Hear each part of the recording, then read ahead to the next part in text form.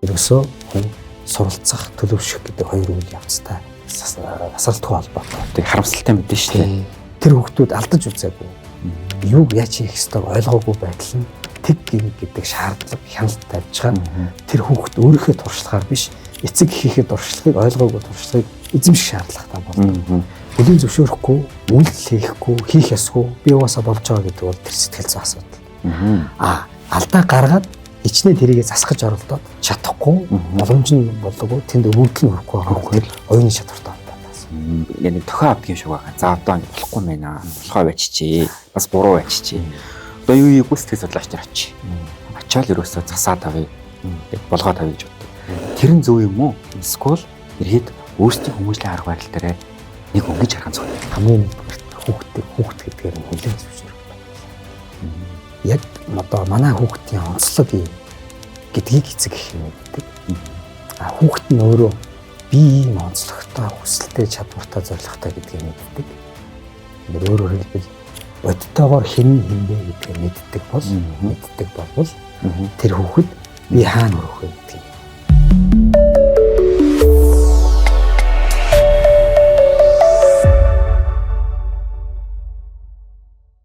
Сайн мэцхан ирэх үзэгчтэй сайн сайхан байдлын тухай шинжилгээ ухаанч байр сууриас мэдээллийг баталгаад их сурвалжтайгаар зочин тоогоор хүргэдэг манай сайн сайхан байдлын подкастын маань сизон 2-ын эхний дугаар хүрэхэд бэлэн болоод байна. Тэгээ өнөөдрийн дугаарын зочноор бид бүхэн өмнө нь орж исэн зочноо дахин урьсан байгаа. Тэгээ нөгөө үзэгчдийн болон сонсогчдын хүсэлтийн дагуу гэдэг шиг хамгийн олон комент, хамгийн олон санал, бас хамгийн олон одоо сонсолт үзэлтийг дагуулсан подкастынхаа зочинтой бид өнөөдөр илүү гүнзгий, илүү тухайлсан сэдвүүрээр ярилцахаар орчиж ирсэн байна. Ингээд та бүхэндээ зочноо танилцуулъя. Монгол Улсын боловсролын сургуулийн сэтгэл судлалын төвийн багш Батуул тогш маань ирсэн байна. За таны өдрийн мэндийг хүргэе. Та бүхэнд өдрийн мэндийг хүргэе. Урьж оролцуулж байгаад бас их баярлалаа.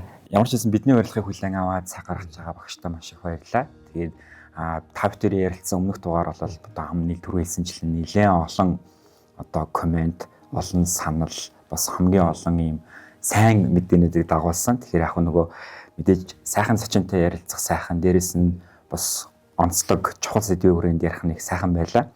Тэгээ мэдээж нөгөө сонсогчдын явуулсан хамгийн чухал санал юу байсан бэ гэхээр илүү тухайлсан сэдвийн хүрээнд гүнзгий ярилцаач гэдэг саналыг хүргүүлсэн. Тэгэхээр өнөөдөр илүү одоо Монголын ирээдүй болсон хүүхэн залуучуудыг хэрхэн сэтгэл зүйн хувьд одоо сайн бие даасан, сайн гэх нь хаашийн бие даасан дээрээс нь эрүүл иргэн бий болоход бид юунаар анхаарах ёстой вэ гэдэг чухал сэдвүүрэнд ярилцъя гэж таныг урьсан байгаамаа. За баярлалаа. За тэгэхээр хамгийн ихний асуултаа би сэтгэл зүйн хувьд эрүүл иргэн гэж хэнийг хэлэх вэ гэдэг нэг асуултаас эхлэе гэж бодож байна. Тэгэхээр сэтгэл зүйн хувьд эрүүл гэдэг үг өөрөө их нэг тийм сонирхолтой үг л дээ. Тэгэхээр яг энэний хариултыг та юу гэж хариулахаар байна? Энэ асуулт дээр одоо сэтгэл судлалын судалгааны онлайн чиг хандлага болгон өөрөөр одоо тайлбарладаг. Тэр одоо судалж байгаа талаасаа шалтгаалаад тий. Тэгвэл ер нь ингээд бүгдэрнгийнх нь нийлж байгаа нэг зүйл бол юу юм бэ гэхээр сэтгэл зүйн хувьд төлөвшсөн хүн гэдэг ойлголттой энэ ойлголтыг цааш холбоотой ингэж авч үзээд байгаа. Тэгэхээр ер нь сэтгэл зүйн хувьд төлөвшсөн хүн байна гэдэг маань өөрөө нэг тийм ихэнхдээ 3 хүрээгээр яриад байгаа л да. Хүн эхлээд бие барилдрын хувьд төлөвшнө, тий. Тэгээ танин мэдэх оюун ухааны хувьд төлөвшнө. Тэгээ нийгэмшгүй хувьд ингээд төлөвшнө, тий. Тэгээ энэ 3-ын тэр зохистой харьцаа гэх юм уу хоорондын тэр уялдаа холбоогоор тэр төлөвшлийнхэн зэргээр ерөнхийд нь энэ сэтгэл зүйн хувьд төлөвшсөн хүн гэдэг энэ тодорхойлолтыг ингэж яриад байгаа, тий. Тэгэхээр 3 талаас нь харж ийн гэсэн үг. Тэгээд тэрийнхээ одоо төвшингээр нь энэ хүний төлөвшлийн тухай асуудал. Тэр 3 нь төлөвшөж байж ич хүн сэтгэл зүйн хувьд төлөвшөх тухай асуудал ингэж яригадаад байгаа тий. Мэдээж энэ 3 нь гуруулаа хоорондоо бие биетэй нөлөөлнө. Тийм. Бас нэг чухал юм нь энд чинь одоо хүмүүсийн оролцоо бас чухал шүү дээ. Нийгмийн оролцоо чухал. Тэгэхээр яг хэн ямар үүрэг оролцоотой байдаг талаас нь ярил. Тэгэхээр нөгөө хүн бие барилдрын хувьд, оюун ухааны хувьд, нийгэмшгүй хувьд ингээд төлөвшөл яригдчихэж байгаа. Тэрний хажууд ингээд дагаж явж яадаг бас нэг чухал үйл явц бол суралцах вэ гэж нэг ойлголт байгаа. Тэгэхээр хүний хөгжил гэдгийг ингээд ерөнхийд нь сэтгэл судлалаас нь яаж тодорхойлж байна вэ гэхээр ерөөсөө хүн суралцах, төлөвшөх гэдэг хоёр үйл явцтай тасралтгүй холбоотой хүний хөгжил өөрөө явж идэг те. Тэгэхээр хүн суралцах хэрэгээр бие балдрын хувьд, танин мэдэх хувьд, нийгэмших хувьд төлөвшөж байдаг. Гэтэл нөгөө талаасаа бас төлөвшөх хэрэгээр тасралтгүй суралцах чадвар нь ингээд бий болж идэг тийм. Энэ хоёр ингээд харилцсан бие биенийг нөхөж явж байж ингээд тэр одоо сэтгэл зүйн хувьд эрүүл төлөвшсөн хүний тухай ойлголт ингэж ярьдаг тийм. Энэ үйл явцад одоо чухал оролцоотой дөрвөн зүйл. Нэгдүгürt бол хүүхэд бол өөрөө тийм. Тэгэхээр энд хүүхдийн өөрийнх нь тэр суралцах хүсэл сонирхол эрмэлзэл тэр суралцах явцдаа өөрөө төлөвшөж байгаа чадваруудаа олж авч байгаа тэр чадвар нэгдүгээрт тий. Хоёрдугаарт тэр оролцоотой эцэг гэж нэг ойлголт байна тий. Эцэг эхийн боловсрал байна, боловсролын төвшин байна, нийгэмд эзэлж байгаа байр суурь байна, урлагийн төвшин байна, хаана амьдарч байгаа байна тий. Тэгээ хүүхдтэй хэр зэрэг тэр энэ одоо боловсролыг эзэмшүүлэх үйл явцад хэр зэрэг өөрөө оролцож байгаа юм, өөрөө хэр зэрэг тэр төлөвшлөлт нь нөлөөлж байгаа юм те. Энэ байна те.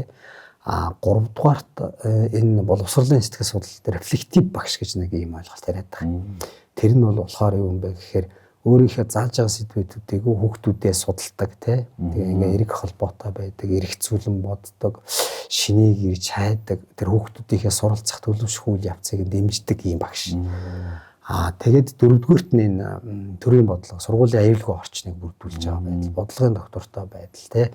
Энэ хүүхдүүдийн сургуулийн орчныг, багш нарын тэр орчныг ингээд дэмжиж байгаа байдал те. Тэгэхээр ийм дөрвөн зүйл одоо тэргээр зөвлөх юм бол ийм дөрвөн дугуй байж иж тэр хүүхдийн энэ төлөвшөх, суралцах юм үйл явц явагдах нь л дээ. Тэгэхээр хичнээн сайн багш байгаад эсвэл хичнээн сайн оролцдог эцэг байгаад эсвэл хүчнээ хүүхэд өссөн сонирхолтой байгаад бодлогын докторгүй сургуулийн орчин одоо тийм таатай биш байвал ингээд энэ хүний төлөвшөх үйл явцад өөрөө саад гарах нь л дээ тийм.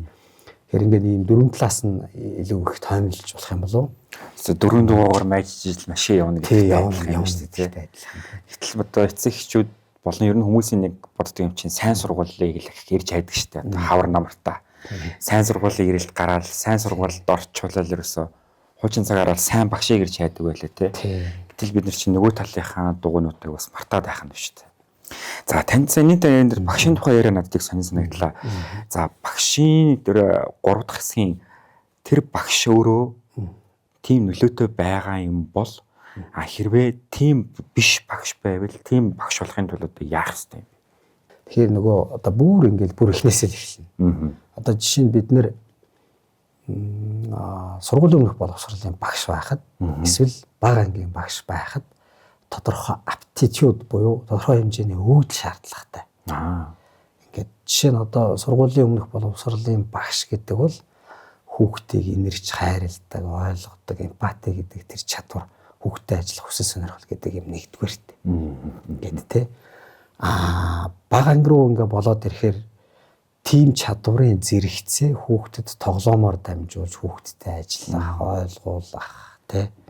Тэгээд ингээд бага дунд ангийн багш бол тийм хичээлийн субъектийн хажуугаар тийм амьдралын баяр баясгалантай, сэтгэл хөдлөлийн хувьд тогтвортой тийм хүн байхгүй болвол одоо яг ингээд төлөвшөж яваа юухаа нийгэмшиж яваа энэ оюухан дээр чинь нар бараа аймаар булаад тий сэтгэл хөдлөл тогтворгүй бол уурлаад тий хавьд одоо нэг нийгмийн стресс гэр бүлийн стресс хүүхдүүдээрээ гаргаж ирээд ингээд ийм байдалтай байна. Тэгэхээр энэ үйл явц өөрөө хаанаас эхлэх вэ гэхээр сайн багшийг шалгаруулж авах бас эхэлнэ тий. Тэгэхээр тэгээд дээр нь бол юу юм бэ гэж за шалгаруулж аваад ингээд орууллаа гэхээр дээр нь тэр одоо сургуульд зааж байгаа агуулга асуудал тэгээд гараад ажиллахаар төрийн бодлогоор энэ сургуулийн өмнөх боловсролын EBS-д ажиллаж байгаа багш нарыг дэмжиж байгаа тэр бодлогын асуудал тий. Тэгээд дээр нь үнэхээр ингээд одоо тухайлбал нэг багшид ноогдож байгаа хүүхдийн тоон стандарт байх. Тэгээд тэр хүүхдүүдтэй ажиллах хэрэглэгдэхүүнүүд нь хангалттай байх.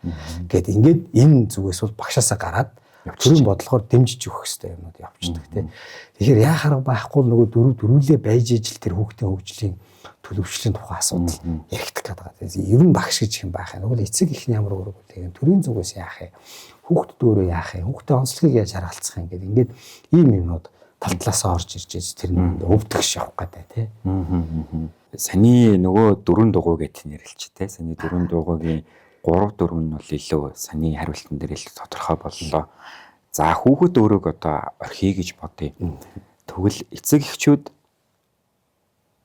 одоо яг ямар үйлдэлийг бас ямар одоо хоорондын харилцааны хэм маягийг баримтлал илүү санитар дөрвөн дугуйг илүү хол замд хүрэхэд туслах бол Тэгэхээр нөгөө саяны одоо төлөвшөлт нөлөөлж байгаа эцэг эх талаасаа шүү дээ тийм ээ. Тэгэхээр ер нь ингээд гэр бүл хоёр хүн нийлэхээс эхлээл тэр хоёр хүний нийлсэн хоёр хүний шинжүүд жишээ нь удамшлын шинжүүд, удамшлын хүчин зүйлсүүд тэгээд тэр хоёр хүний сэтгэл зүйн онцлог тэгээ урд нь асуудал байсан уу, одоо ямар хүмүүс нийлж байна, эцэг хийх нь одоо боловсрал нь ямар байсан, тэгээ нийгэмд эзэлж байгаа байр суурь нь ямар байсан, тэр битгийлэл тэр хоёр хүн нийлэхээс өмнө ямар харилцаатай байсан, тэрнээсээ юу авч үлдсэн гэх ингээд маш олон тийм хүчин зүйлсүүд тэр шинэ төрөх гэж байгаа хүүхдэд нөлөөлнө тийм. Тэгэхээр бид нөгөө нэг одоо ярьдаг штеп. Хамгийн алдартай сэтгэл судлаач Карл Юнг гэтэл дээшээ одоо 3 4 үеийн лам христийн шашны номлогч нарын удамтай. Дээшээ 2 3 үеийн их талтай эцэг талтаач нар жоохон шизофрен өвчний ийм одоо шинж тэмдэгтэй юм байсан тийм. Тэгэхээр өөрөө одоо тэр хоёр талаас нээсэн ийм хоёр хүний хүүхд Юнг юу болж байна гэхээр бас нэг тийм сэтгэлгээний хувьд бол Юнгийн онолыг одоо уншиж ойлгох хүн бол маш их цөөхөн шүү дээ. Тэгээ маш их хэрэгшил тийм эмгцэгцүү битсэн өөрийнхөө тэр дотоод ертөнцийн зөрчлөө гаргаж тавьсан гэдэг ч юм уу те. Тэгээ Юнгт ч бас нэг тийм шинж тэмдгүүд байсан те. Тэгээд ингээд ихээр бол юу юм бэ гэхээр хүүхдийг бий болгож байгаа хоёр хүний тэр удамшлын шинжүүдээс эхлээд 2 3 дээшээ 3 үеийн тэр шинжүүд хүртэл тэр хүүхдэд нөлөөлдөг. Тэгэхээр нөгөө монголчууд чинь дээшээ суух гэж байгаа хүмүүсийн дээшээ 3 4 үеийг хамгийн наад захын судалдаг чинь цаанаа бас тийм учиртай юм билээ л дээ тий. За тэгээд ийм удамшлын ийм шинжүүд байна тий. За ингээд их нь ажил хийдгүү, эцэг нь ажил хийдгүү гэдэг нь өөрөө бас чухал нөлөөтэй байдаг тий. Хөдөлмөр эхэлж байна. Нөлөөлж байна тий. Гэтэл эцэг нь ажил хийдэг, өөрхөн тэргүй ажил хийдэггүй бол хийдэг хүүхдүүдийн IQ-гийн оноо хийдэггүй эцэг их нь ажил хийдэггүй хүүхдүүдийн одоо оюуны чадварын онооныхын зөрүүд унтчаар 18. Тэгээд гэр бүлийн хоорондын стресс ихтэй болвол хүүхдийн IQ оноонд нөлөөлөх нөлөө нь 10. Тэ? Тэгээд эцэг их нь хүүхдэд хайхардаггүй бол одоо хайхардаг эцэг их зүйтэй харьцуулахад оюуны чадварын оноо дунджаар 20 бага. Их мэтлэнгээр ингээд эцэг ихээ шилтгаалж байгаа, орчноос шилтгаалж байгаа тийм хүчин зүйлсүүд ингээд нэмэгдэнэ. Удамшлын хүчин зүйлс орж ирнэ. Эцэг ихийн хүчин зүйлс орж ирнэ. Дээр нь тэр хоёр өөрөө хэрэг зэрэг боловсралтай бай гэдэг нөлөөлнө тий. Эцэг ихийн боловсрал өндөр байх тусмаа хүүхдийн боловсрал илүү их анхаардаг, тэрээр дэше явдаг тий. Ингээд тэгээд гэр бүлийн орчин тогтвортой юу, амьдардаг орчин тогтвортой юу, таатай юу, хоорондын харилцаа ямар вэ гэдэг ингээд тал талын хүчин зүйлсүүд нөлөөж байгаад тэр хүүхдийн одоо төлөвшлийг үйл явцыг чиглүүлэх нь л дээ. Тэгэхээр өөрсдөөс хамааралтай зүйл маш их байтал бид нар тэрийг өрөөлөөс хамааралтай болгож засгаад нэг төв рүү аваачиж өгөөл эсвэл ийшээ нэг сайн сургууль руу өгчвөл бүх зүйл шийдэгдэнэ гэж бодоод тах чи өөрөө их харлаган бодол байх нь шүү дээ. Яг зөв тийм. Гэхдээ нөгөө бас эцэг эхчүүдийн буруу биш л дээ. Тэр аль болохоор сайн сургуультай, таатай орчинтой сургууль руу хүүхдүүдэд явуулах гэж байгаа нь зөв тий. Гэхдээ нөгөө талаас бас өөрөөсөө хамаарах зүйлсүүдийг бас хангалттай хийж байгаагүй юу гэдэг асуудал бас байгаа бах тий. Сургуульд даатгаал орохчтой. За сайн сургуульд одоо болцсон тий. Оруулсан одоо болоо тэгээд одоо өөрөө уучраа холог гэдэг ч юм уу. Тиймэрхүү хандлагаас ажиглагдаад байна шүү дээ. Нийгэмд нь илүү орхиод байна тий.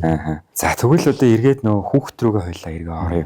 Өнөөдөр бол бидний сэдв болвол ирээдүйн Монголын сэтгэл зүйн хувьд эрүүл төлөвлөсөн сайн иргэнийг бий болгоход бид юуд анхаарах вэ гэдэг ийм өргөн зарварын асуудлыг ярих гэж байгаа. Тэгэхээр хүүхдийн хүмүүжлийн суурь өөрөө яг хизээ тавигддгийг яг энэ тал дээрх одоо сэтгэл судлаачны байр суурийг одоо хоёлаа нийгэмд илүү тод хүргэе гэвэл түрүүний дээр хэлсэнчлэн нөгөө хоёр талын эцэг эхийн тэр өвчин зүйлсүүд нөлөөлж байгаа тий. Тэгээд хүүхдийн тарих ерөнхийдөө одоо цахилгаан долгион харуулж эхэлдэг үеийн харилцаагаар 6-7 хоногтод хин хэмлэлд бүрэлдэснээс хойш 6-7 хоногтод тий. Тэгэхээр тэр үеэс эхлээл эхийн мэдэрч байгаа харилцаж байгаа бүх зүйлийг тарих хүлээж авч ижлэх хариу үйлдэл үзүүлж гин гэсэн үг тийм. Тэгэхээр тэр төлөвшлийн суур бол юу юм бэ гэхээр хоёр талын эцэг эхийн удамшил байна. Тэгээд эхийн хэвлэлд бүрэлдлээ 6 дахь 7 хоногтойгоос тарих өөрөө цахилгаан долгион үзүүлээд эхэлж байгаа учраас тэнд бүх юмыг хүлээж аваад хариу үйлдэл үзүүлж штэ тий. Тэгээл тэр эхийн эргэлж байгаа хоол унд орд зуршил гэдэг бүх юмнууд нөлөөлж байгаа тий.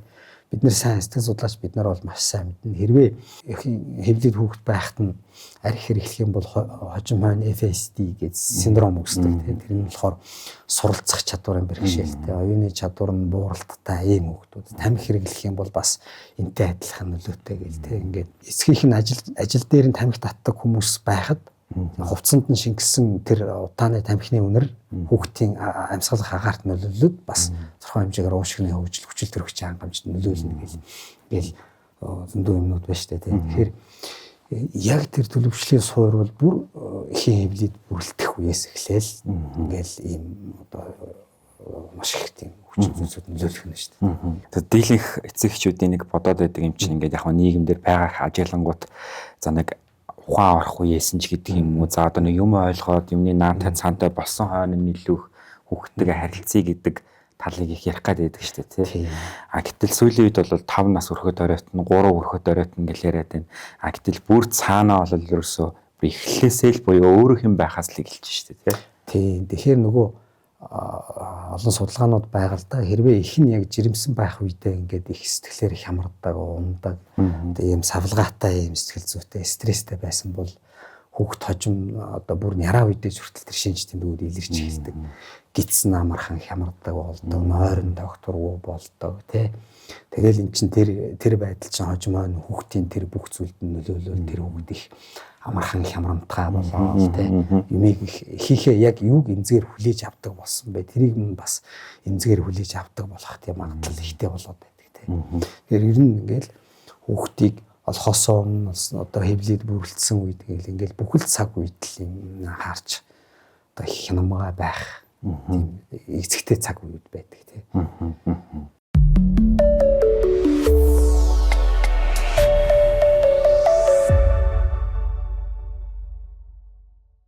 Бие хүний хувьд болон одоо хүний өөрийн зуршлын хувьд иймэрхүү асуудлууд их чухал нөлөөтэй байгааг үзэгчд маань илүү мэдээллийг олж авсан байх гэж найдаж байна. Нэмэлтээр эцэг эхчүүд хоорондын харилцаа хоорондоо яаж харилцаж байгаа? Асуудлаа яаж шийдтiin гэдэг дээр илүү чухал нөлөөнүүд их байх уу? Эцэг эхчүүд тодорхой өөрсдийн асуудлаа шийдэж байж одоо гэр бүл зохиох хүүхдтэй болох уу гэдэг талаасаа байна тий. Тэгэхээр нэг тийм зүйлсүүд байгаа. Гэрлэхээсээ өмнө ерөнхийдөө хамгийн шийдвэрлэх ёстой асуудлууд гэвэл тэр бага наснд байгаад үлдсэн тэр сэтгэл зүйн шарах байгаа юу гэдэг нэг юм байна тий. Тэрийг сайн шийдэж ойлгохгүйгээр гэр бүл зохиоход бас их төвөгтэй. Хоёр дахь том хүчин зүйлс бол тэр ямар нэгэн хамаарал донтолт байгаа юу гэдэг асуудалтай. Тухайлбал ялангуяа архины хамаарал. Энэ бол ерөнхийдөө заалшгүй шийдэхгүй бол тэр гэр бүлтэй болоод шийднэ гэдэг юм байдаг. Гэтэл ингээд зарим одоо эцэг эхчүүд хоорондоо ярьдаг одоо гэр бүл нь их ингээд ийм зөрчилтэй болохоор одоо бол хоёр хүүтэй байж байгаа эсвэл хоёр охинтой байж байгаа. За одоо ерөөсөө нэг охинтой болчихвол хүүтэй болчихвол манай энэ одоо архинаас гарчих гэдэг нэг ч юм уу тийм юм байдаг. Тэр хамаарал гэдэг шийдчихэж тэр юм яахгүй бол болдоггүй тий. Гэтэл нөгөө талдаа бас хүн өөрөө төгс амтан биш учраас бас тасралтгүй суралцж яадаг, төлөвшөж яадаг юм учраас гэр бүлийн амьдрал зохиож хүүхдээ өөрсдөө биеэрээ туулж яж өөрсдөө суралцдаг, төлөвшдөг тийм зүйлсүүд бас байна. Тэ. Тэгээд дээр нь одоо энэ эцэг эх хоёрын хүүхдтэй харилцах одоо харилцаатай холбоотойгоор нэг яригддаг зүйл бол юм бэ гэхээр ер нь хүүхдийг төлөвшүүлэн өсгөнө гэдэг бол эцэг хоёрын зүгээс нэг юм 3 зүйл байгаад байдаг. Хүүхдтэйгээ хэр зэрэг сэтгэл хөдлөлийн хувьд холбогдож байгаа юм гэдэг нэг асуудал нэг талаас. Хоёрдугаарт нь бол юу гэхээр тэр хүүхдийн зан үйлийг яаж хянаж байгаа юм бэ гэдэг тухайн асуудал. Гуравдугаарт нь ямар шаардлагыг яаж илэрхийлж тавьж байгаа юм бэ гэдэг асуудал. Тэгэхээр энэ сэтгэл хөдлөлийн холбоос хяналт шаардлага гэдэг энэ 3 зүйл дээр тэр хүүхдийг ерөнхийд нь өсгөж байгаа тэр хэм маяг гэдэг юм ойлголтууд гарч ирдэг. Тэгэхээр тэр сэтгэл хөдлөлийн холбоос хит ойрхон биш. Хит хол биш. Бас ойрхон биш. Ойрхон биш. Хит хол биш. Дундаж. Хяналт хит чанга биш. Хяналт хит сул биш. Дундаж. Шаардлага хүүхдийн нас сэтгэл зүйн онцлогт нь тохирсон. Ингээ байж иж тэр хүүхэд өвдөгч хүмүүжлтэй гэдэг нь бие даах чадвартай, амьдралын зорилготой, дасан зохицох чадвартай ийм хүн болж нөгөө бидний хүсэж байгаа тэр хүн болж төлөвшдөг тийм. Гэтэл одоо ингээл одоо бодъё л да зарим тохиолдолд ингээд зарим хүмүүс бол яадаг вэ гэхээр хит их ойр байлгадаг хүүхдтэй ингээл бүх юмд нь санаа тавиал өмнөөс нь бүх юм хийгээл хяналтаа сулруулаад тийм шаардлага хаяал ингэжтэй тийм. Тэгэхээр тэр хүүхдийн төлөвшил хоцорч явна. Дасан зохицох чадвар байхгүй бол энийг багтгүй нэг талаас хайрлж ингэж андуурдаг тийм. Гэтэл тэр өөрөө тодорхой зайд байж явах хэрэгтэй. Тэр зүйл тийм. Гэтэл нөгөө талдаа хүүхдийг бие даасан болгох гэж байгаа нэг шаардлага өндөрсгөл өөртөө тавьж байгаа өөртөө тавьдаг бага насндаа одоо эцэг ихээ тавиасаа гэж хүсдэг байсан шаардлагыг хяналтыг хүүхдүүдэд рүү шиглүүлдэг те чи ийм л хүн болох ёстой. Чи ингэдэг гэж бүх юмыг ингэж алгоритмж ингэлж зааж өгдөг те. Тэгэхээр хүүхд бол өөрөөр хэлбэл яаж юм гэхээр тэр хүүхдүүд алдаж үзээгүй. Юу яаж хийх ёстойг ойлгоогүй байтал нь тэг гэдэг шаардлага хяналт тавьж байгаа тэр хүүхд өөрийнхөө туршлагаар биш эцэг эхийнхээ туршлагыг ойлгоогүй туршлагыг эзэмших шаардлагатай болдог. Тэгэхээр ингээд яг ийм хяналтууд ингээд тавиад ирэхээр хүүхд өсөх тусмаа тэр хяналт тавьж байгаад нь бухимдах сэтгэлийн хөдөлгөөн гарч ирээд бухимдах сэтгэлийн хөдөлгөөн гарч ирээд тэгээд яг юу хийх ёстой вэ гэдэг өөрийгөө олоогүй тэр ойлголтуудтай гэж зэрэгцэж ирдэг. Тэгэхээр л нөгөө нэг сэтгэл одоо өсвөр наснд гарч ирж байгаа тэр янз янзын асуудлууд гарч ирдэг. Одоо бидний одоо эргэн тойронд байгаа одоо нийтлэн монголчуудын хүүхдүүдийг төлөвшүүлдэг тэр юмыг ингээд харахаар юмыг дандаа ингээд зааж өгдөг. Одоо тэрийг одоо 5 6 настайгаас нь эхлүүлээл те чи тэрийг өмс гадаа тийм бай.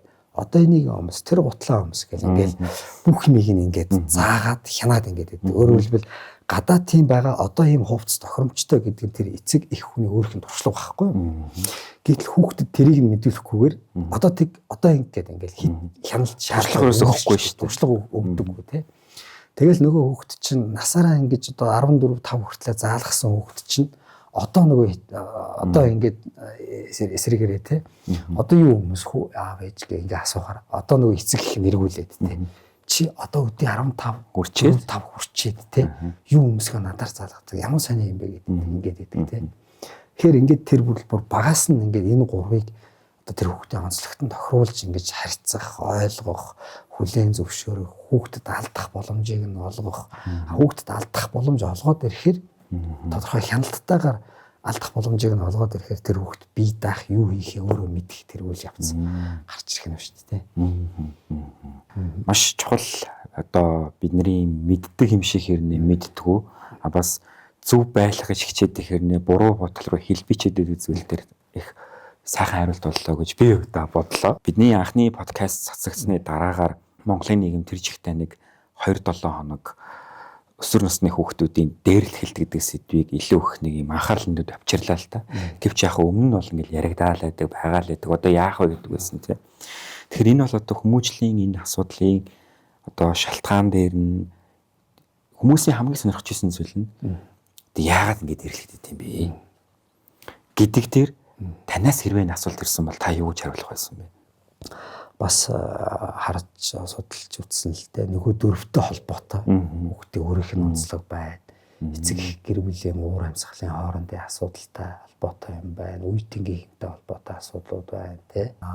Энэ өсвөр насны хүүхдүүд чинь их хэмиг дуурайдаг, үзэж байгаа, харж байгаа юм байна. Ийм онцлог байна тий. Одоо тэр хийсэн судалгаануудыг ингээд аваад үзэхээр ерөнхийдөө гэр бүлийн уур амьсгалтай холбогдож байгаа тал нь арай илүү жин илүү юм бэл. Тэгэхээр ингээд жишээ нь ингээд юм лээ хүүхд эцэг эхийн гэр одоо жишээ нөгөө нэг ийм загвар байгаа байхгүй юу?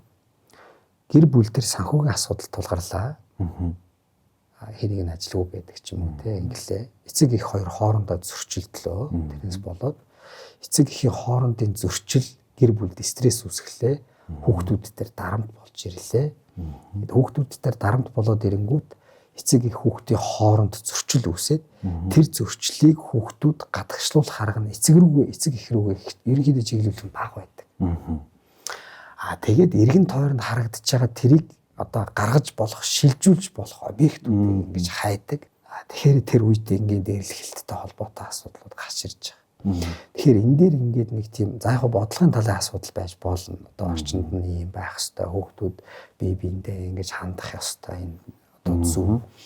Тэгэхдээ яг энэ асуудлын бүр үндсэн цаад асуудлыг нь одоо олж шийдэх гэх юм бол тэр гэр бүлийн амьдрал эцэг эхийн хоорондын харилцаа, эцэг их хүүхдүүдийн хоорондын харилцаатай холбоотой асуудлууд тийм.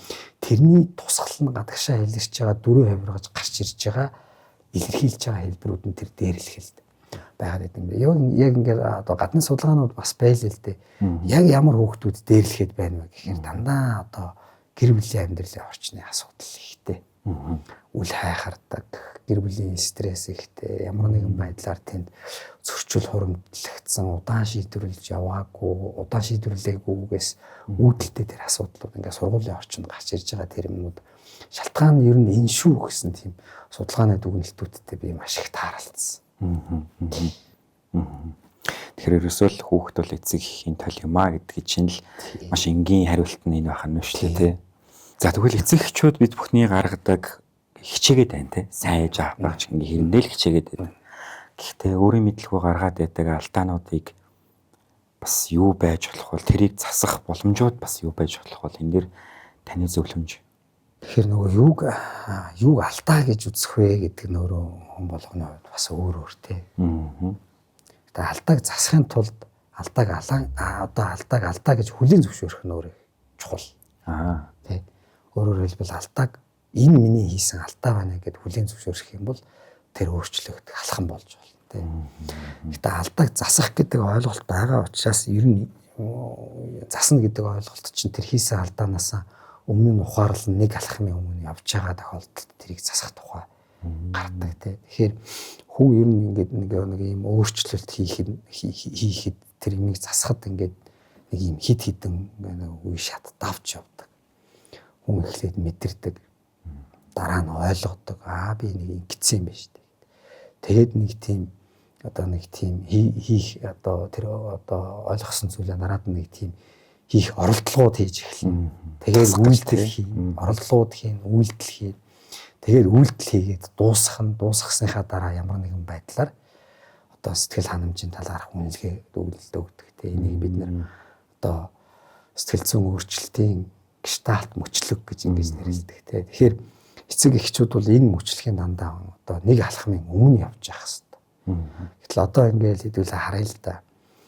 Хүүхдүүдийн даалгавар хийнэ гэдэг нэг ойлголт байна. Энэ тэр одоо ийм тийм одоо чи алдаа гаргачлаа тэг гэж хэлдэг ойлголтууд байна тий. Гэтэл ингээ хүүхдүүд жишээ нь одоо даалгавар хийнэ гэдэг тэр хүүхд ойлгохгүй. Яаж хийх ойлгохгүй. Гэтэл ойлгосны дараа тэр чи ойлгосон хүн дараад нь тэрийг оролдлого руу чиглүүлж иж хүүхэд ойлгох юм бол дараад нь оролдлого хийнэ гэдэг нэг юм шатараас алхам байна шүү дээ тий. Тэгэхээр энэ дээр эцэг эхчүүд дандаа нэг алхмын өмнө байж иж чиглүүлж иж тэр алдааг засах гэдэг ойлголт байна. За энэ хүүхэд ойлгочоод байна. Одоо оролдлого хийх рүү одоо хоёлаа чиглүүлэх ёстой юм байна эцэг эхчүүд тий. За оролдлого хийгээд байна. Тэгвэл энэ оролдлогыг яаж дэмжих вэ гэдэг талаас нь тий. За хичнээн оролдлого хийгээд энэ үр дүнд хүрэхгүй. Тэгвэл энийг яаж үйлдэл болгох вэ? За үйлдэл хийгээд байдаг. Гэтэл энэ хүүхэд өөрийгөө голоод. Өөрөөр сэтгэл ханаж болохгүй шүү дээ. Тэгвэл энэ дээр юу болоод байна гэдэг дээр нь ингээд ямар алдааг яаж хийгээд тэрний юуны тухай байна вэ гэдгээс шалтгаалаад ингээд тэрийг засах тухай ойлголтууд өөр байх болов. Тэгэхээр яг ингээд хүүхдүүдийн алдааг засах, зөвшөөрүүлэх, чиглүүлэх гэдэг ойлголт бол явж бас л ингээд эргээл хүүхдтэйгээ харилцах, ойлголцох, онцлогийг нь хүлээн зөвшөөрөх тий. Тэгээд ингээд цаашдаа тэр нэг зүйл дээр ингээ хамтарч ажиллах тухай асуудлууд яригадаад байна л да. Яг энэ саяны энэ мөчлөг бол тэр ойлгох, үйлдэлийг нь нэмжих гэдэг бол энэ бол эцэг ихтэй ч зөвхөн хамаатай юм шүү дээ. Багш нартай айж бас хамаатай ойлголттой. Энэ хүүхд ойлгоод хийхийг хүсэхгүй байна уу? Эсвэл хийхийг хүсэж байгаа боловч үйлдэл байхгүй байна. Ингээд нөгөө хүүхдтэйгээ тулж ажиллах тухай багш нарын ойлголтууд ч бас гарах нь шүү дээ.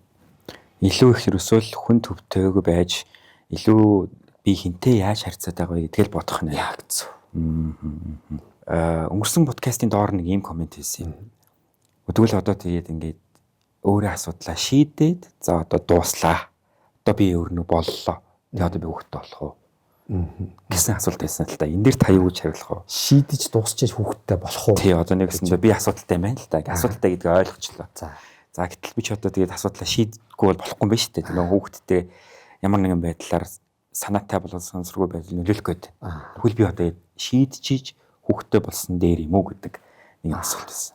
Яг юу вэ гэдгээс бас болно тийм. Түрүүний дээр хэлсэн ямарваа нэгэн байдлаар тийм хамаарал сэтгэл зүйн гэмтэл одоо жишээ нь одоо өөр хүнтэй суугасаа өмнө өөр хүнтэй харилцаатай байж байгаа тэрнээс ямар нэгэн байдлаар сэтгэл зүйн шарах авчлаа. Тийм. Эхлээ энийг шийдэхгүй бол тэр асуудал эргээд хүүхдэд төр тусдаг. Тэгэхээр яг ямар асуудлыг шийдэж гэр бүл болох вэ гэдэг нэг. Миний харж байгаагаар бол тэр бага насны сэтгэл зүйн гэмтэл, архины хамаарал, өмнөх харилцааны шарах гэдэг энэ гурван зүйл бол дандаа тэр суусан гэр бүл нөхөр эхнэрийн харилцаанд нөлөөлөд хүүхдэд нөлөөлдөг юм зүйл. Хагт нөгөө талаасаа одоо өмнө чинь хүүхдтэй болж үзээгүй байж байгаа хүүхд болоод эн чинь тэр чинь бас өөрөө хүн суралцсан шүү дээ тийм. Хүн төгс хүн биш учраас тий.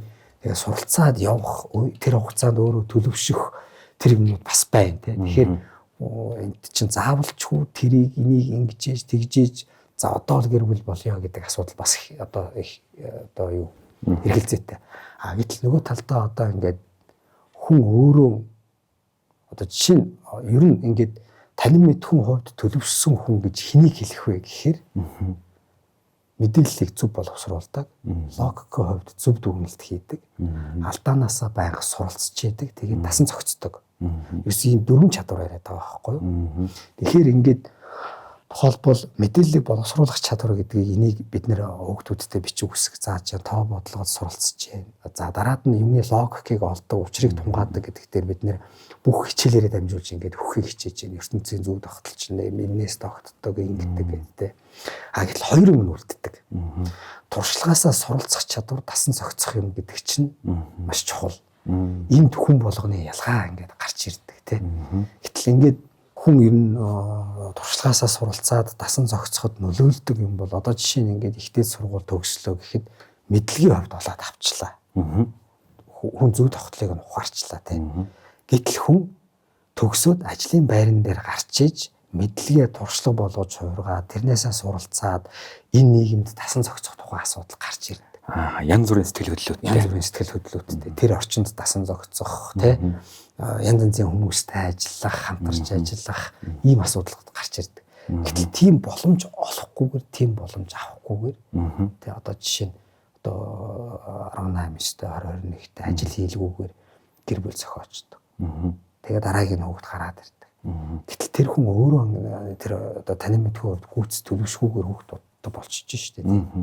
Тэгэхээр энд ингээл нөгөө тэр хүний танин мэдхүүн хөгжил хоцрох, нийгэмшгүүн хөгжил хоцрох тухай асуудлууд гарч ирээд байна. Тэгэхээр энэ дээр тэр одоо би ер нь ямар чадвартай болж иж одоо тэр гэр бүл болох вэ гэдэг. Одоо жишээ саяны ярьсан бол тэр танин мэдхүүн хувьд, оюуны чадварын хувьд тэр хүн бие даах тухай ойлголт гарч ирж байна шүү дээ. Тэрвэл төгсөөд ажил эрхлэлтэй холбоотойгоор бий болж байгаа, суралцж байгаа төлөвшдөг нэг тийм чадваруудын юм болоод байна шүү дээ.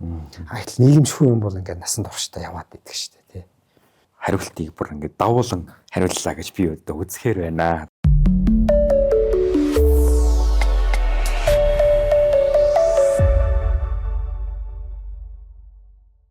За тэгэхээр дараагийн нэг асуулт байна. Хариуцлагатай болон хариуцлагагүй эцгийн тухайн асуулт хүмүүс их ярьдаг. Энэ амар мундаг хариуцлагатай ээж авч өс хүүхдээ гонлоо ямар их зүтгэдэг. Гэтэл нөгөө талдаа хариуцлагагүй гэдэг нь тэрний эсрэг тал гээйлжихээр бас үгүй юм шиг. Тэгэхээр илүү хариуцлагагүй гэдэг эцгийг ер нь сэтгэл судлалын шинжилгээ ухаанд бид юугаар авч үзэх юм бэ? Би нөгөө гурван талаасаа л бас ярмаар байна. Би одоо сэтгэл хөдлөлийн хувьд ингээд хүүхдээ их ингээд хийттэй их ингээд бүцэлдэг. Тэ хийт ойр байдаг. Эсвэл ингээд хайчдаг. За ингээд тэ аяндаа болно гэдэг бүх юм даатгаа харьцдаг. тэр хичээл сургууль нь юу болж байгаа, юу бодож байгаа, юу мэдэрч байгаа, хэн болох гэж байгаа, яамаар байгаа ингэж хот ярилцдаг уу те ингээд хол ингээд тийм хөндөй байдаг те.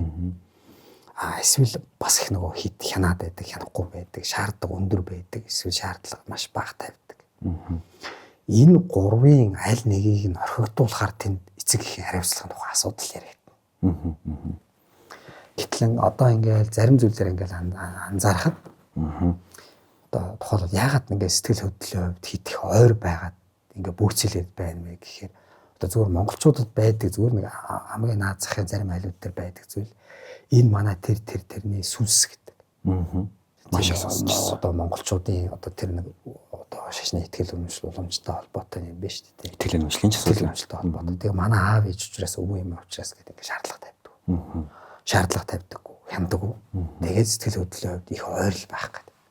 Уул нь бол цаад хүнийг буруутгах арга байхгүй.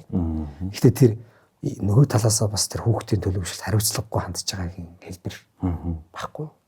Тэгэхээр яг тэр хүүхдийг хэн болох вэ гэдэг тал дээр хүүхдийн чиний хэлж байгаа үг, хийж байгаа үйлдэл болгоны чинь цаана хариуцлага байдаг шүү гэдгийг эцэг их өөрөө ойлгочиж тэрийг хүүхдэд ойлгуулна.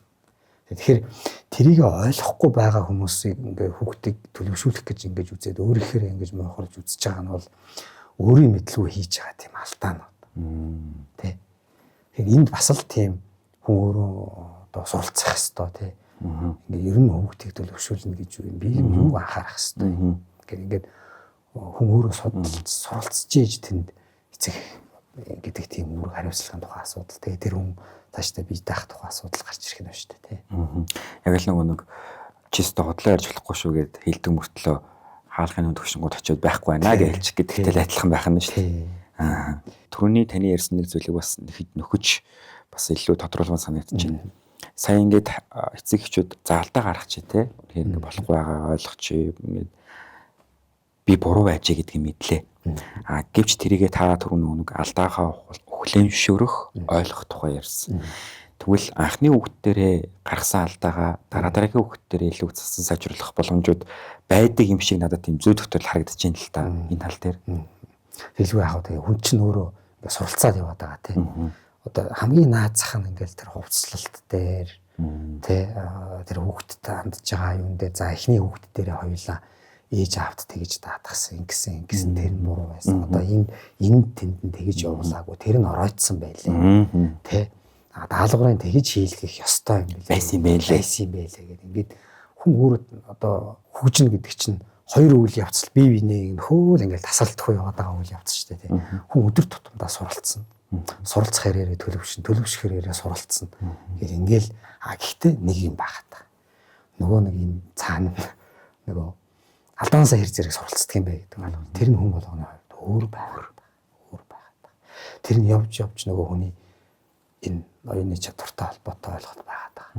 Алдаагаа огтосоо хүлээмжшөөрөхгүй, эвлэрэхгүй, байх ёсгүй зүйл, тохиолдох ёсгүй зүйл хийсэн гээд эсэргцүүлэл яваад байх нь өөрөө буруу ахна. Тэр нь бол сэтгэл зүйн асуудал. Хүлийн зөвшөөрөхгүй, үйлдэл хийхгүй, хийх ёсгүй, би угаасаа болж байгаа гэдэг бол тэр сэтгэл зүйн асуудал. Алдаа гаргаад хичнээн тэрийгэ засгаж оролдоод чадахгүй, боломж нь болоогүй, тэнд өвөгдөл нь хүрэхгүй байгаа. Тэр оюуны чадвартай холбоотой асуудал. Ингээ хоёр цагаалт. Гэтэл яг амьдрал дээр аваад үзэхээр оюуны чадвартай хичнээн ойлгосон ч гэсэн тэрийгэ засах чадваргүй хүмүүс байна уу гэхээр үгүй. Бараг л 90% нь зөвшөөрдөггүй. Талбарт. Илүү сэтгэл зүйн асуудал намгаалж байгаа холбоотой. Юмнууд л их анзаарагддаг. Тэр сэтгэл зүйн асуудалд хамгаалж байгаа дийлэнх массын олон тий. Тэр хэсэг ер нь яавал өөрчлөгдөх юм бэ тэгвэл? Өөрчлөж болох юм. Бас л нөгөө зүйлтэй холбоотой. Шинийг ирж яахгүй байх, суралцахгүй байх, өөрийгөө вакуумжуулчих тий. Бидний үед ингэж явж байсан яагаад буруулахгүй болтгүй тий. Бидний үед тэр нь тэгжсэн буруутаагүй л. Муц юм балга. Тийм муц юм аа. Одоо жишээ нь тэр суран бүсээр ороодаг, зодддаг. Тийм тэр асуудал тий. Би зодуулаад надаа ингээл одоо жишээ нь одоо бид нэр одоо цэрэгт ингээл турбаадуулаад тий. Тэгэл хүн болсон. Одоо тэрүүгээр би өвчөөгөө харин хатуурчлаа болсон гэж ярина. Гэтэл энэ бол хүчрхийллийн маш том асуудал шүү дээ. Ингээ байж боломгүй асуудал. Байж боломгүй тий. Игчлэнгээр ингээд яадаг вэ гэхээр ерөнхийдөө хүний ингээд тархины одоо уян хатан чадварч нэг 30-д нэг буурч байгаа шүү дээ тий. Тэгэхээр хүний үзэл бодол, итгэл үнэмшил гэдэг юм тогтцдог. Би одоо сурах юмаа сурцсан, одоо би төлөвшсөн.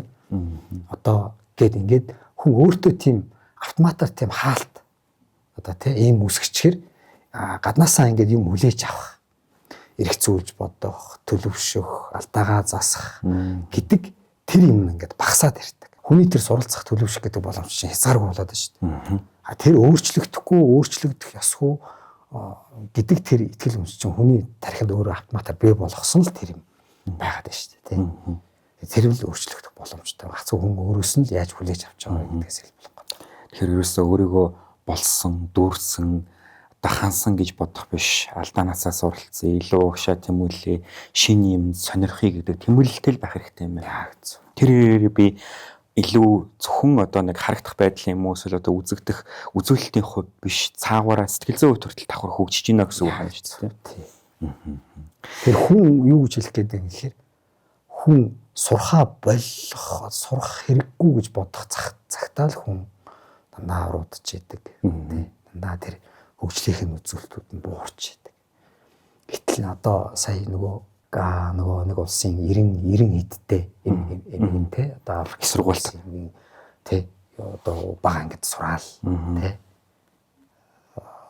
тэгэл их сургууль руу бүр ороод магистрийн докторийн диплом хамгаалал ингээд яваад штэ те хизээ суралцгаа болж болохгүй тэгээ суралцах хэрээрээ хүний ойлгоцсон чадвар нь те ингээд төлөвшил нь улам илүү нэмэгдээл ингээд явж идэг.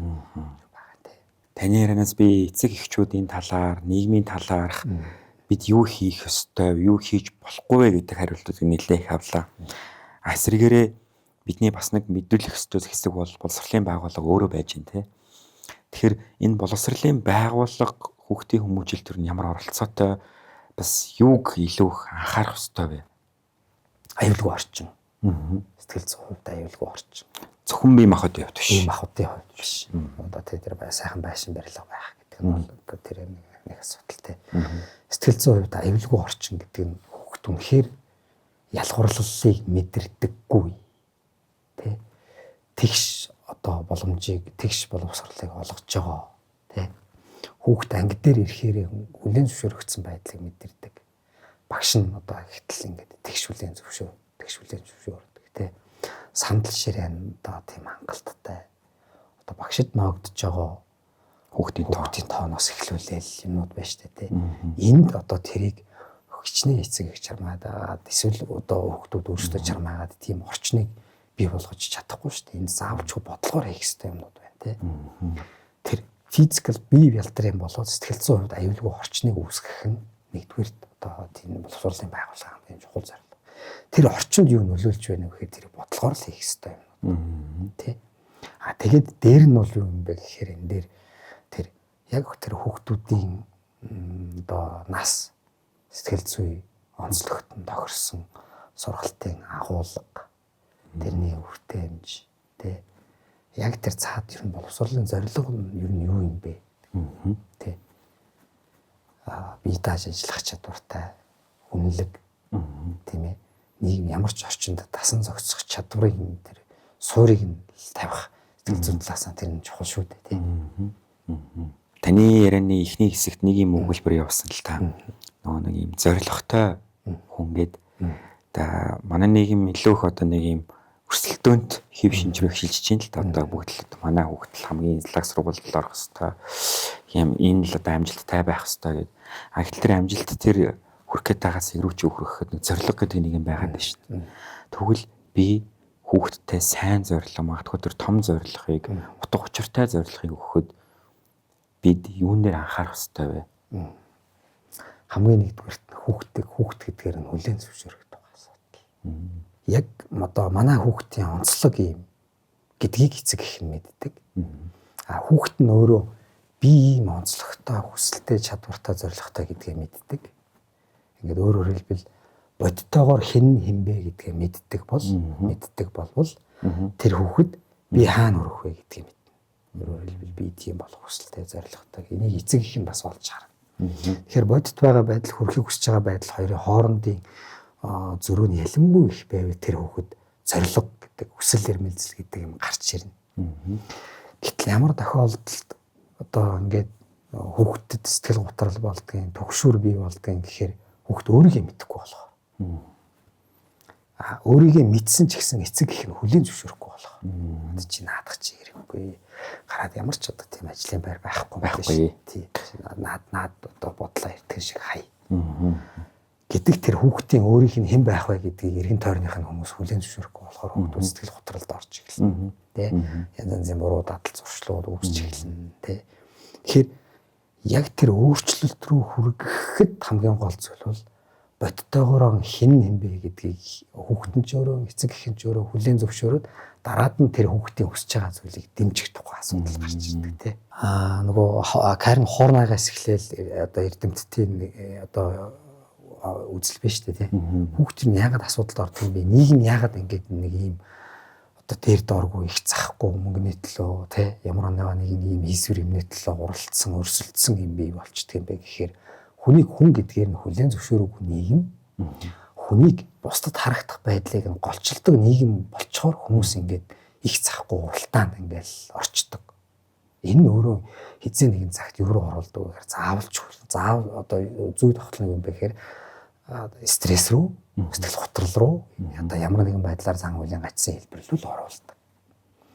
Тэгэхээр үнэхээр яг тийм эрүүл нийгмийг бий болгохыг гэж байгаа бол хүний хүн гэдгээр нь хүлээн зөвшөөрдөг тэр одоо бидний яг бий болох гэдэг тэр хүнлэг, энэрэнгүй иргэний арчилсан нийгэм гэдэг тэр үндсэн тэр юм руугаа л орох. Тэр нь хаанаас эхлэх юм бэ гэхээр бид нар биеийнхээ онцлогийг хүлээн зөвшөөрөхөөс эхлэх байна. Миний нөгөө танаас асуух асуултын нэг хэсэг дотор бодоод байсан юм. Манай үндсэн хуулийн дээр чи хүнлэг, энэрэнгүй арчилсан нийгмийг бид зохицлон бий болгоно гэж тугааглчихсан байдаг. Гэтэл энэнийхээ эсрэг бид нар болоод байгаа чинь учир шалтгаан нь өсөл энэ байх нь шүү дээ. Тэгэхээр хүнийг хүн гэж хүлээж авах бас дээрэс нь тухайн хүнд ямар нэгэн байдлаар одоо харагдах, үзэгдэх, мэдрэгдэх байдлаар нь ялгарлахгүй байх гэдэг чинь нөгөө сургууль дээр нь очиж байгаа аюулгүй орчинтой ч л холбоотой байх нь шүү дээ. Тэрийг гэр бүлийн орчиндоо ч мэдэрч яах хэрэгтэй. Тэгэхдээ бид нэр юу үсгээд байна гэхээр одоо тэ өндөр намаар нь тархан турхаагаар нь барьж байгаа хувцас өмсөж байгаа одоо хувцас сунар тэ. Тэгэл ихтгэл үнэмшил үзэл бодол тэ. Янз янзын чиг хандлагаар нь ингээл ялгуурлаад бүр тэрнийхээ эсрэг яваад байна шүү дээ тэ. Гэтэл ингээ хүн чинь яг нариндаа ярил эрэгтэй эмэгтэй хүмүүсийн хоорондын ялгаа гэдэг чинь бараг л маш жижиг юмар байгаа даа шүү дээ. Гэтэл бид нар нийгэмд эрэгтэй хүн юм байх хэвээр, эмэгтэй хүн юм байх хэвээр гэдэг нэг ийм тааз хүлээлт авчирчаал тэрлүүгээ бүх юмыг оруулаад нийцэхгүй шүмжлээл тийм шүү. Одоо ягаал ингээл янз юмнуудаас гараад байна шүү дээ. Нэмээд нэг хоёр юм асууя. Түрүүн танаа нэг эцэг эхчүүд нөгөө одоо шилбэл уугуй хүүхд дээрээ за хойлоо нэр уугуй хүүхд дээр ингэсэн шүү, юм алдаа гаргасан шүү гэд одоо илүү ойлгохтгоо ухааждаг, бас туршлагаасаа суралцдаг гэсэн. Гэтэл тодорхой нэг нийгмийн цаг үед одоо ихний болон ууган болон дараагийн хүүхдүүдээ өөрсдөө өсөх хөслөлтөөр өвөө эмээдэр нь даатгадаг илүү амьдралын боломжоо бий болох гэж эдийн засаг тал руу анхаарал явсан кейс их олон шүү дээ. Тэгэхээр үүний давуу болон сул тал дээр нь та юу хэлэх вэ? Миний бодлоор бол тэрний өөр хүнд даатгахсны сул тал нь илүү их. Тийм. Яагаад гэхээр за одоо хоёр талын эцэг эхчинч боддог юм шиг байна. Тэ за энэ хоёр одоо хоёлаа ажил төрөл одоо хийж जैन тэ одоо дөнгөж ажилласан ингээл арай их нэг ажил төрөлд орж явахт нь бас ингээд хүүхдүүд гээд ирээд яг одоо хоёлаа авчи хоёлаа өсгөч очиж гэдэг тэ. Гэтэл ингээд дараагийн одоо хүүхдүүд дээр анзаарч байгаа зүйл нь юу юм бэ гэхээр эхний хүүхдүүдтэйгээ сэтгэл хөдлөлийн холбоос үүсгэж эхний нөхөр гэдэг дүр дороогүй хариуцлага хүлээж чадаагүй бол хоёр дахь дээрээ бүр илүү их асуудалтай тулгардаг. Юм л бол болж өгвөл эцэг их рүүгээ өөр хүн рүү эсвэл чи би гэдэг энэ юм уу орчих гээд байгаа тэр зүйл нь илүү их байдаг. Ойлгоод байгаа боловч тэрийгэ засгаж оролдож байгаа байдал нь хоорондын маргаан зөрчил болж хувирах нь их байдаг. Тийм тэгэхээр ер нь ингээл эхнээсээ л ер нь хүн одоо найдалтгүй шүү дээ. Тийм эцсийн дүндээ алдаа гаргасан ч гэсэн одоо алдаргаа бий олсон ч гэсэн тэр хүнд өөр дээр нь л ноогддог шүү дээ. Явж бүх зовлон хүн эцсийн өөрөө л үрэх шаардлагатай болдог. Тэгэхээр нэгэнтээ хоёулаа жаргал зовлонгоо хамт хуваалцъя гэж байгаа бол тэр жаргалаа үрсэн бол зовлонгийнхээ налыг ч гэсэн хоёулаа үүрэх гэсэн. Гэтэл яг ингээд гэр бүл болж байгаа осууд дээр тэр гэрэлтэй тангараг тавьж байгаа дээр жаргал зовлонгийн алинд нь хамтдаа байна гэдэг үгний цаана асар их юм байгаа. Би чиний сайныг нь хүлээн зөвшөөрнө, муугийг нь хүлээн зөвшөөрнө. Би чамааг өөрчлөхгүйгээр зогсож хамтарч амьдрч чадна. Хоёулаа одоо хэцүү зохиолдсон цагт хоёулаа энийг давж гарна гэсэн амлалт байгаа гэж ойлгож байгаа. Гэтэл тэрний цаанд байгаа юм дээр яг тэр одоо хүүхдийг өсгөх, эхнэр нөхөр байх, тэ сайн, саар, мөнх юмыг ингээ хоёулаа тэнцүү үрч яах. Энийг эхнээсээ үрч авахгүй болтоггүй. Хэнийг рүү шилжүүлж өрөөсөө болохгүй. Тэгэхээр дараад нь дахиад шилжүүлнэ. Хинэх дээрээ юу мэд нөгдөг гэсэн бол хоёр дахь дээрээ өгчлөө. За гурав дахь нь гараад ирэхээр арай том болцохоор нь нөгөө хүүхдтэй даадагчлаа гэдэг ингээд тэ ингээ ерөөсөө тэр хүүхдтэйгээ сэтгэл хөдлөлийн хувьд холбоос үүсэхгүй болохоор юуг яаж шаардах вэ? Ямар хяналт тавих вэ гэдгийг мэддэггүй. Тэгэл за хоёлаа мөнгө одоо тий ажил хийж байгаа юм чи одоо тэрийгээ тэр сургалт руу энийгээ тэр сургалт руу гэдэг ингээд багшд даатгаж үлдээдэг, өөр хүн даатгаж үлдээдэг. Хариуцлагаас цутаагаал биш үү тий. Холбоос үүсэхгүй болохоор. Тэгэхээр тэр яг ийм хүмүүс тэр хүүхдүүдийг яг сэтгэл зүйн хувьд өв тэгш би даасан тийм хүн болгож чадах хэсэг нь бас хэрэгэлзээтэй шүү дээ. Бүх талыг нь хангах гэж нэлээд өөрсдөө хөдөлмөрлөн, хичээн, стресст нь эцээцтэй одоо нэг боллоо гэсэн чинь нөгөө хүмүүс бүгдээрээ том болоо. Тэгээд айл хэдийн өөрсдөө одоо тий эцэг гэхээсээ огт өөр хол хондын сэтгэл зүйтэй, сэтгэл хөдлөлтэй тий өөр хяналт, өөр шаардлага эцэг гэхээс нь өөр хяналт, өөр шаардлага тавьдаг болцсон. Магадгүй тэр өөр хяналт нь дэлгэцийн хамаарал өөр одоо нийгмийн шаардлага ч юм уу хүлээлт ч юм уу ингээ эсэхээс гадуур ингээ гараа авцсан өөр юмуд орч ирээд тэгээд тэнд нөлөөлөх боломж нөлөөлнө аль хэдийн алдагдсан байх тийм юмуд байгаад байна шүү дээ. Тэгэхээр эн чинь бол одоо харамсалтай мэдэн шүү дээ. Тэгээ манай нийгэмд мэдээж одоо сайхан зүйл их олон байна. Гэхдээ манай нийгэм нэг юм илүү юм хоёр зааг руу их тэмүүлсэн. Зарим хэсэг нь хитрхи өөр, зарим хэсэг нь хитрхи хол ч юм уу. Тэгээ нийгэмд биеиндээ тавьж байгаа шаардлага эгээд нөгөө нийгэмдх хариуцлагын асуудал нь дандаа нэг юм өнгөц талыг харсан байдлаар яваад байна л да. Нийгэм өөрөө тийм их зөв бус байгаад байна л да. Тэгээ үүний гор энэ хүүхдүүдэд тусгалаа олох нь хэр их вэ? Гарцаагүй. Ингээд хоёр туйл руугаа яваад ахаар. Одоо жишээ нь ингээл сургуулийн орчин дээр эрс тис одоо ингээд хүүхдүүд бий болоод одоо бүр төлөвшлийн хувьд нийгмийн гарал байдлын хувьд өмсөж байгаа хувьд сэргэлж байгаа зүйлийн хувьд ингээд эрс ялгаатай туйлууд бий болоод тэднэр нь ингээд нэг ийм хоёр талд нэг ийм өөр өөрсдийн гэсэн ийм хүрээлэл хан бий болгоод тэгээд тэр ханыг хаашин ч оруулдаггүй тэ тэр ханны дунд байгаа цэг нь зөвхөн ялгуурлал байдаг. Ялгуурлал байгаад ирэхээр тэр ялгуурлалын цаана даамжирахаараа үзэн ядалтууд бий болж эхэлдэг. Тэгээ үзэн ядалтууд бий болохоор бүр хамгийн эмгэнэлтэй тохиолдолд бие бинийгээ байхгүй болох тухай асуудал гардаг. Тэрийг бид нэр маш олон түүхийн гашуун сургамжуудаас харж болно шүү дээ тийм. Хүмүүс ингээд подкаст хийгээд эцэгчүүд тандсан ингээд мэдээлэл хүргэхлээр нийгэм их маш их асуудаг. Тэр нь за одоо тэгвэл одоо би ингээд нэг тохио авдаг юм шиг байгаа. За одоо ингэ болохгүй мэнаа. Болохоо байчжээ. Бас буруу байчжээ. Одоо юу юу гүйцэтгэх судлаач нар очие. Ачаал ерөөсөө засаад авъя. Гэт болгоод авъя гэж боддог. Тэр нь зөв юм уу? Эсвэл эргээд өөрсдийн хүмүүжлийн арга барил дээр нэг өнгөж харах зөв юм уу? Яа, би бол хоёр дахьтай санал нэг байна. Эхлээд өөрлөгөө орж за яг би яг юун дээр болохгүй байна. Хүүхдтэйгээ харилцаж байгаа харилцаан дээр болохгүй байна уу? Тэ? Эсвэл миний тавиад байгаа шаардлага хүүхдийн онцлог тохирсон шаардлага биш. Би өөрөө алдсан алдаагаа хүүхдэд алдуулахгүйгээд миний дотор байгаа хүүхд энэ хүүхдэд шаардлага тавиад байна уу гэдэг ч юм уу те. Ингээд хүн эхлээд өөртөө анализ хийж бодож үзээд те. Тэгж яагаад гарц гаргалгаа юу яаж болох вэ? Энэ миний шийдэж болох асуудал мөн үү? Эсвэл заавалчгүй хөндлөнгөө оролцоо чиглүүлэхтэйгээр шийдэх асуудал мөн үгүй юу гэдгийг дээр хүн өөрөө эргцүүлэн тунгаах хэрэгтэй юм шиг. Эцэгчүүд нь ингэдэг штэ. За би өстө багтаа олон дугууланд явж үзээгүй. Би одоо хэл сураагүй. Би одоо балет мэлэдэд ч явж үзээгүй. Одоо би өстө хүүхдээ л тийм болгоё. Одоо би одоо яг л одоо би боломжтой болчихлоо шүү дээ. Энэ зөв үү буруу юу? Нэг талтаа зөв нөгөө талтаа буруу. Аль аль ч талтаа байж болно. Нэг талтаа бол яг уу гэхээр хүүхдийнхээ одоо чадварыг сорж үзээд одоо олон талын чадвар үзээд яг алинд нь сонирхолтой байна. Тэрүүг нь олуулъя гэсэн ирмэлзэл нэг тийм сайн талаас. Гэтэл нөгөө талаасаа хүүхэд нь угаасаа өөрийнхөө өсөл сонирхол ирмэлзлийг олцсон. Тэ. Гэтэл эцэг их нь гаднаас тэгж шаарддаг байвал тэр хүүхдийн асуудал биш, эцэг эхийн асуудал болж хувирж штэ тэ. Тэгэхээр тэр хүүхдийн эцэг эхийн дотор нь байгаа тэр дутуугийн мэдрэмж хангагдаагүй хэрэгцээгээ хүүхд рүү туршлага болгож хувиргаж байгаа, проект хийж байгаа, тусгал болгож байгаа тэр эцэг эхийн сэтгэл зүйн асуудал болж хувираад байна штэ тэ. Тэгэхээр энэ дээр нэг тийм ялгаатай хандвал. Үнэхээр хүүхдийнхээ хөгжлийг дэмжих гээд байна уу? Эсвэл би багадаа авсан дутуугийн мэдрэмжээ хүүхд рүүгээ проекцлж гэнэ үү гэдэг ийм хоёр асуудлыг ялгаж залгах заахлах хэрэгтэй баг тийм. Окей. Харин эсрэгээр нөгөө хүүхд нь маш олон юмд л ингээл нэг юмд нэг сар болоод хаядаг. Сар болоод хаяад байвал яах вэ? Тий. Тэгэхээр тэнд хүүхд өөрөө залхаж эхэлж штэ тийм. Тэгэхээр хүүхд өөр нь тэр одоо хүсэл сонирхлоо өөрөө олцсон байгаад байтал өөр сонирхолгүй юм руу дуран оруулаад байвал тэгээд залхаал хаях сонирхох нь болох нэг тийм зүйл шүү дээ.